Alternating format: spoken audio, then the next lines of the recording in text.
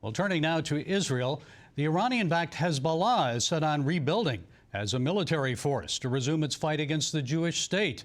Meanwhile, in Gaza, an isolated Hamas could be ready to make a hostage deal. Paul Strand has the story from Jerusalem.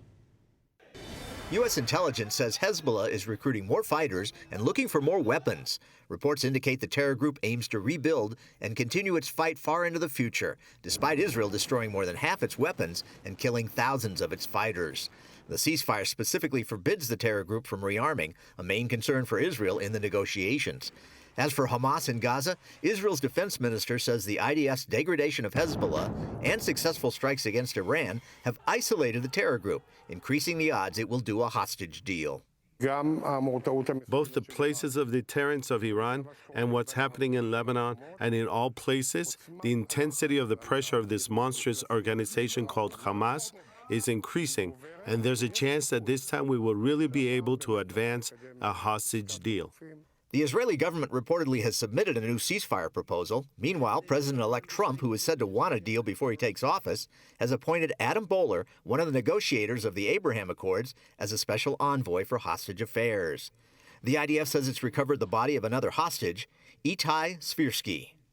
Itai was kidnapped from his parents' home in Kibbutz Be'eri on October 7th.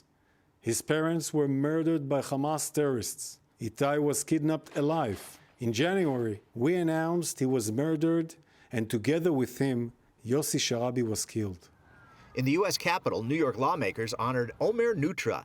The native New Yorker was an Israeli-American serving in the IDF who was captured on October 7 and now determined to have been killed that day. Omer, serving as a tank commander, was among the first to respond to Hamas's brutal attack, risking his life to protect others. Tragically, as we learned this weekend, his life was taken during this horrific massacre. And on this day of pure evil, Omer Nutra lost his life commanding his tank platoon in defense of Israel against these barbaric Hamas terrorists. I now ask that all members join me for a brief moment of silence in honor of Omer Nutra. Paul Strand, CBN News, Jerusalem.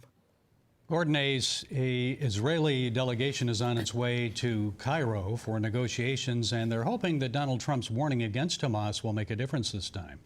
We'll see. I have every hope that it will, because we need to stand strong against this. But I'll have a point of caution.